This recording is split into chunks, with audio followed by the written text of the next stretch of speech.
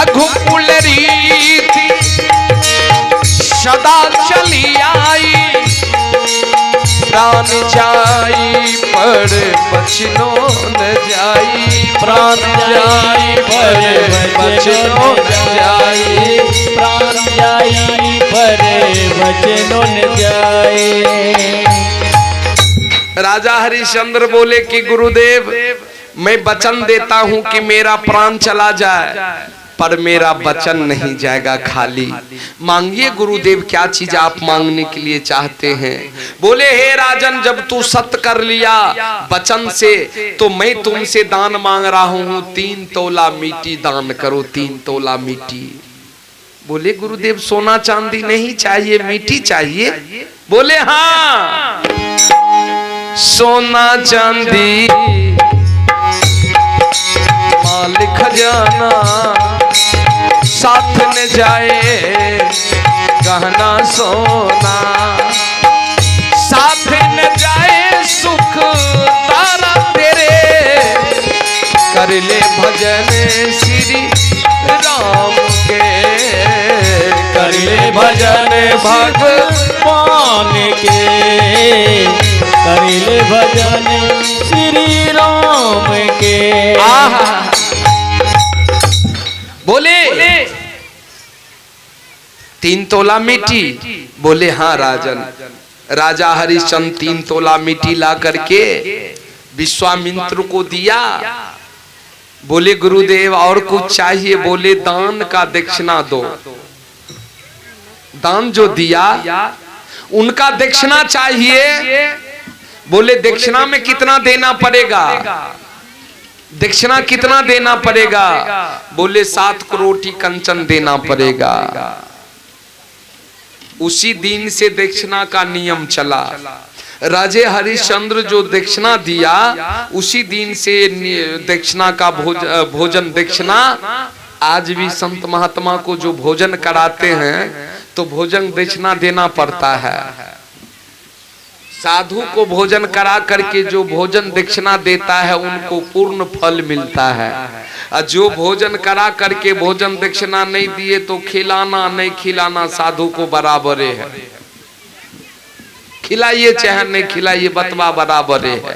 अगर साधु को भोजन कराए, अब भोजन करा करके भोजन दक्षिणा दे दिए तो वो भोजन का फल आपको पूर्ण रूप से मिलना है। ग्रंथ में लिखा है कि जो मनुष्य भोजन करा करके संत को साधु को भोजन दक्षिणा दे देगा तो उनको भोजन कराने का पूर्ण फल प्राप्त होगा। प्रेम से बोल दे भक्त भगवान की जय। बोले दान का दक्षिणा बाबा 7 करोटी कंचन। बोले हाँ राजन। चाबी तुरंत निकाल करके मंत्री को दिया। मंत्री बोले चाबी लो और खजाना से 7 करोटी कंचन ला करके गुरु महाराज को दे दो। चाबी जो ही दिए, विश्वामित्र बोले हे राजा हरिश्चंद्र, 3 तोला मिट्टी का मतलब नहीं समझे राजन। 3 तोला मिट्टी का मतलब नहीं समझे। बोले गुरुदेव मैं तो नहीं समझे 3 तोला का मिट्टी का मतलब। बोले राजन 3 तोला मिट्टी का मतलब है तीनों लोक दान कर देना। अने राजपाट खजाना समेत गाय भैंस घोड़ा गाड़ी घर मकान जमीन जायदाद जो भी चीज है, खजाना जो भी चीज है वो सब दान कर देना। ये 3 तोला मिट्टी का मतलब है सब कुछ दान कर देना। हे राजन, तुम जब 3 तोला मिट्टी दान किया तो 3 तोला मिट्टी में तो तुम मुझे सब कुछ दान कर दिया, तो क्या अब तुम्हारे पास खजाना बच गया? बोले गुरुदेव तो खजाना नहीं बचा।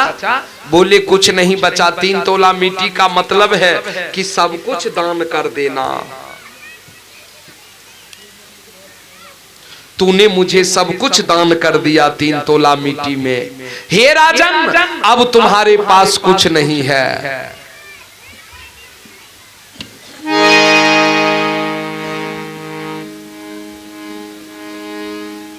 बोले गुरुदेव शरीर शरीर तो बचा हुआ है। बोले हाँ तुम्हारा शरीर बचा हुआ है, शरीर तूने दान नहीं किया, शरीर बचा हुआ है। तो बोले गुरुदेव 7 करोटी कंचन मैं शरीर बेच करके आपको मैं 7 करोटी कंचन दूंगा गुरुदेव। ये शरीर बिकेगा कहाँ गुरुदेव? बोले ये शरीर को तुम्हें काशी में जाकर के बेचना पड़ेगा, काशी में शरीर बिकेगा, इधर कोई बाजार में नहीं बिकेगा। बोले तो ठीक है गुरुदेव, मैं काशी में यह शरीर बेच करके 7 करोटी कंचन दूंगा। विश्वामित्र बोले राजन तुमने दान किया, तुम्हारा पत्नी तो दान नहीं किया। तुमने दान किया लेकिन तुम्हारा पत्नी तो कुछ दान नहीं किया, क्योंकि पति का संपत्ति पर पत्नी का अधिकार है न। पति के संपत्ति पर पत्नी के अधिकार है छे। बोले तुम तो दान किया लेकिन तुम्हारा पत्नी तो दान नहीं किया, तुम्हारा संपत्ति पर तो आधा संपत्ति का मलकिनी है तुम्हारा पत्नी। तो बोले गुरुदेव ठीक है, मेरे पत्नी से भी पूछ लीजिए उनका क्या राय है, क्या विचार है। विश्वामित्र गए रानी सेव्या के पास। बोले हे रानी, बोले हे रानी,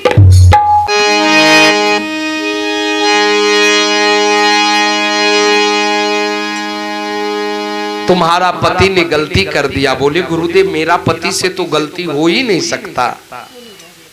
मेरा पति किसी कौन सा चीज का गलती किया गुरुदेव? बोले तुम्हारा पति ने रानी सारा राजपाट दान कर दिया रानी, अब उनके पास कुछ नहीं है, अब तो वो शरीर बेच करके 7 करोटी कंचा ऊपर से कर्जा हो गया, 7 करोटी कंचन कर्जा है उनके ऊपर, और ये 7 करोटी कंचन कैसे चुकाएगा अब यही पता नहीं है। बोलो रानी, बोलो 7 करोटी कंचन सब कुछ दान कर दिया, लेकिन तुम उनका पत्नी हो, तुम्हारा आधा अधिकार है, इसलिए तुम आधा संपत्ति का मालिकिनी हो। तुम्हारा पति ने दान किया, तुमने दान नहीं किया, इसलिए आधा संपत्ति खजाना समेत सब कुछ, गाय माल भैंस बकरा बकरी घर मकान जमीन जायदाद जो भी है सब कुछ आधा तुम्हें बांट करके दे दिया जाएगा, क्योंकि तुम्हारा पति दान किया, तुमने दान नहीं किया, तो इसलिए पति का संपत्ति पर पत्नी का अधिकार है, इसलिए आधा ले लो। रानी सेव्या बोले कि गुरुदेव ये शरीर का कोई ठिकाना है गुरुदेव? आये होता न छियई बाबा हो माटी पारा तना मोरे जान, बाबा हो टोना माहुला गई थे फुटिए जई तई रे जान, जाने टोना माला गई ते फुटिए जई तई रे जान।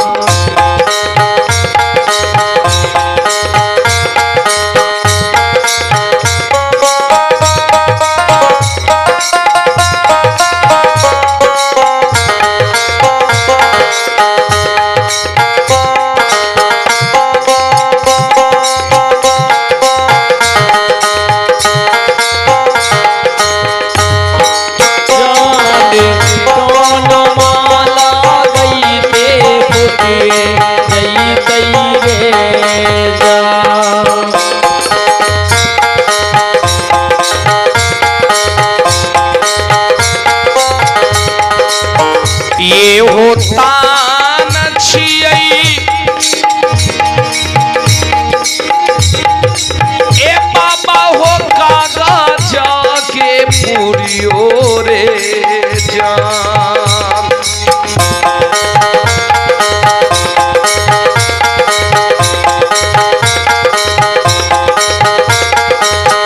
ये होता न छियई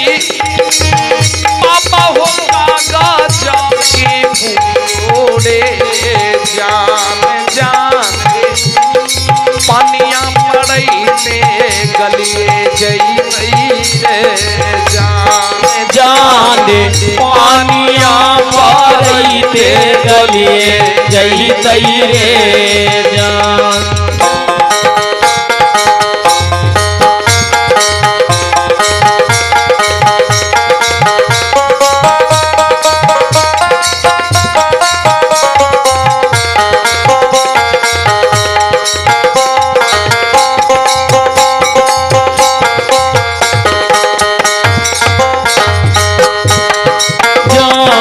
पानिया पारई थे गले जई तई रे जान।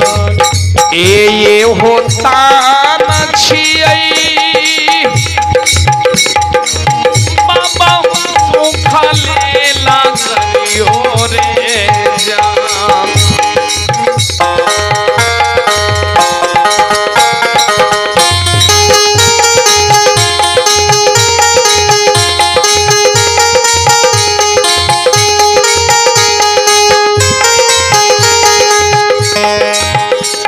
होता न छियई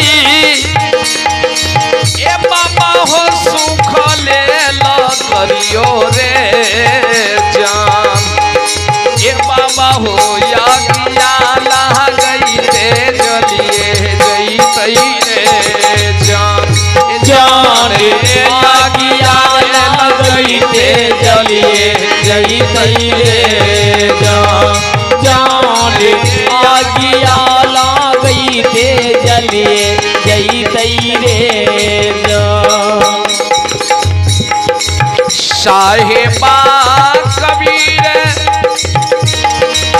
पापा कैला निरगुनियो रे जान।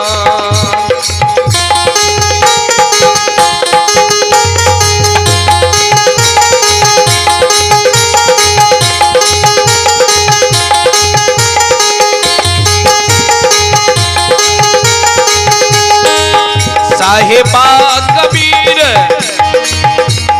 ए बाबा कैला निरगुनियो रे जान। ए जान रे संतो जानू लियो ने बिचारी रे जान। ए जान रे संतो जानू लियो ने बिचार रे जान। जान रे संतो जानू लियो ने बिचार रे जान। जान रे संतो जानू लियो रे विचार रे जान। अब ये शरीर का कोई ठिकाना नहीं है। अगर मेरे पति देव ने दान कर दिया तो गुरुदेव समझ लीजिए मैं भी दान कर दिया, क्योंकि शास्त्र में लिखा है जो नारी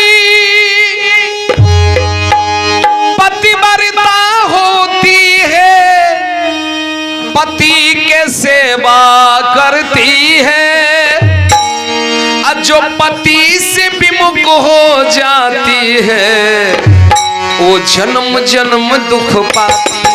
जो पति से विमुख हो जाते हैं वो जन्म जन्म दुख पाते हैं। जो पति से विमुख हो जाते हैं वो जन्म जन्म दुख पाते हैं। राम हो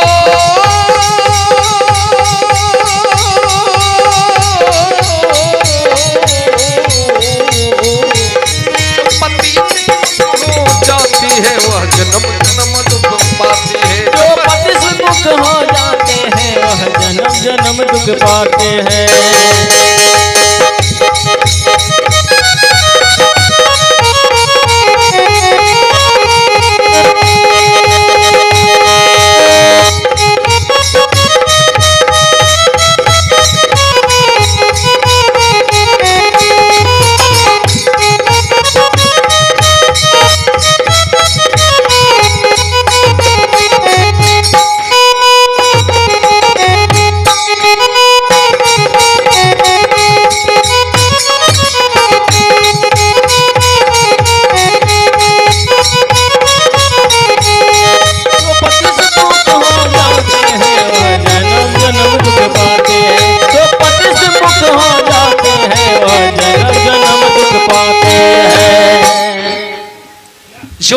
पतिव्रता होती है वह पति के सेवा करती है, और जो पति से विमुख हो जाती है वह जन्म जन्म दुख पाती है।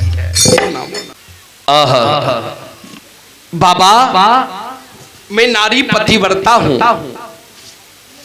अगर मेरे पति ने दान कर दिया तो समझ लीजिए गुरुदेव मैं भी दान कर दिया सब कुछ। बोले समझ गया रानी, तुम्हारा बचपन का नाम तारामती थी। तारा तारा नहरा में तुम्हें तारा कह करके कहती थी, पुकारती थी। तुम राजा शिवी का न बेटी हो। जब तुम्हारा पिता एक कबूतर के लिए शरीर दान कर दिया तो तुम्हारे लिए राजपाट सोना चांदी क्या है? क्योंकि राजा शिवी भी बड़े दानी राजा थे। राजा शिवी भी बहुत बड़ा दानी राजा थे। एक रोज राजा शिवी का परीक्षा लेने के लिए देवराज इंद्र बाज का रूप धारण किया और अगिन देवता कबूतर का रूप धारण किया। अगिन देवता कबूतर बने और इंद्र बाज बने। राजा शिवी का परीक्षा लेने के लिए चले। कबूतर के पाछे जो बाज आ रहे हैं, कबूतर राजा शिवी के गोद में गिरा। राजा शिवी ने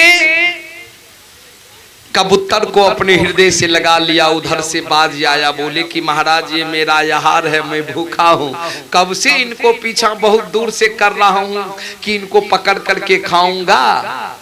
आप अपने गोद में छिपा रहे हैं, मुझे दीजिए खाने के लिए, मुझे भूख लगा है राजन, मुझे दीजिए खाने के लिए। राजा शिवी बोले कि मैं तुम्हें यह खाने के लिए नहीं दूंगा। बोले क्यों महाराज, क्यों नहीं दीजिएगा भोजन में खाने के लिए? भूखे को भोजन तो खिलाना चाहिए, प्यासे को पानी पिलाना चाहिए, निवस्त्र को वस्त्र देना चाहिए। बोले आए हुए शरणागत को कभी मैं नहीं ठुकराता, इसलिए मैं तुम्हें नहीं दूंगा। तो बोले राजा आप इनका मतलब है कि भूखे जीव को आप भूखे रख दीजिएगा, खाने के लिए नहीं दीजिएगा? बोले ठीक है, तुम्हें भूख लगा है, तुम्हें भोजन चाहिए, तो मेरा शरीर का मांस इस कबूतर के बदला में मेरा शरीर का मांस तुम खा लो, परीक्षा खाओ, भूख मिटा लो। बाज बोले कि हे राजा मुझे उतना मांस नहीं चाहिए, मुझे जितना कबूतर में वजन है तर्जू पर तौल करके उतना मांस दे दीजिए, उतने ठो मांस खा करके हम भूख मिटा लेंगे। राजा शिवी का पत्नी आ गई, बोली कि पतिदेव मुझे मेरा मांस ये कबूतर के बदले में दे दीजिए बाज को। पुत्री आया कि पिताजी इस कबूतर के बदले में मेरा मांस दे दीजिए इस बाज को। राजा शिवी बोले कि नहीं, ये कबूतर मेरे गोद में गिरा है, कबूतर मेरे गोद में गिरा है। हे राजन कबूतर मेरे गोद में गिरा है। रानी मेरा धर्म बनता है कि कबूतर का तर्जू पर मेरा मांस तोलना चाहिए, तुम अपना मांस क्यों देगी? बोले पतिदेव मैं पत्नी के नाते अपना मांस दूंगी, मैं आपका पत्नी हूं ना। राजा शिवी का बेटा बोले कि पिताजी मैं पुत्र के नाते, आप पिता है इसलिए माता पिता से पहले पुत्र का धर्म होता है कि माँ बाप का सेवा करना, इसलिए मेरा मांस तर्जू पर तौल दीजिए बाज को। बोले नहीं बेटा मैं अपना मांस दूंगा। राजा शिवी एक पालड़ा पर कबूतर को रख दिया और दूसरे पालरा पर अपना शरीर का मांस काट करके कबूतर के बदल बराबर तौल रहे हैं, लेकिन बराबर नहीं हुआ। शरीर का मांस छील छील करके गुदा मांस छील छील करके तर्जू पर डाल रहा है, लेकिन कबूतर के बराबर मांस नहीं हो रहा है। जब बहुत सारे अंग को काट करके चढ़ा दिए फिर भी मांस बराबर नहीं हुआ, तब राजा शिवी बोले कि इतनी शरीर का मांस काट करके हम दे चुके हैं, कबूतर के बराबर अभी तक नहीं हुआ, तो अब जो है मैं अपना पूरा शरीर ही तर्जू पर चढ़ा देता हूं, आप पूरा शरीर को खा जाइए। पूरे शरीर जब तर्जू पर रख दिया तब वो कबूतर बाज दोनों प्रकट हो गया अपने अपने रूप में। राजा शिवी बोले कि आप कौन हैं? बोले कि हे राजन, मेरा नाम इंद्र है और ये अग्नि देवता है। हम दोनों तुम्हें परीक्षा लेने के लिए आ रहे थे कि राजन तुम सत्यवादी हो कि नहीं हो।